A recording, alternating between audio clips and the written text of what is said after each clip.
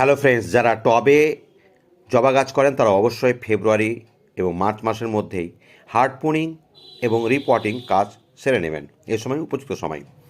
আর অবাঞ্ছিত শাখাগুলো যে কাটলেন সেগুলোতে জলে বসিয়ে দিলেই কিন্তু এখান থেকে শেকড় বেড়ে যাবে। এই যে সাদা স্পটগুলো পাচ্ছেন দেখতে, এগুলোই কিন্তু আসলে শেকড় হবে। যেটা আগে থেকে আমি জলে ডুবিয়ে রেখেছিলাম সেগুলোতে কিন্তু শেকড় চলে এসছে। আমার যে অন্য অন্য গাছগুলো রয়েছে প্রত্যেকটাই আমি পটিং করে রেখেছি, রিপটিং করেছি। আর এই গাছটি হচ্ছে আপনার হলুদ গাছের সঙ্গে আমি গ্রাফটিং করেছি পুনে জবা। এখানে পুনে জবার ডালটি দেখতেই পাচ্ছেন, এখানে গ্রাফটিং করা আছে এবং এতে কুড়িয়ে চলে এসছে। আমি আগামীতে একসঙ্গে একাধিক ফুল দেখাবো।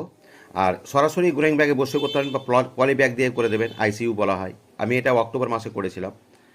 এখন গাছটিতে ফুল চলে এসছে, এটাকে আমি পটিং করব। তো বন্ধুরা, ভালো লাগলে অবশ্যই ফলো করবেন আর সাবস্ক্রাইব করবেন ইউটিউব থেকে দেখলে। ভালো থাকবেন।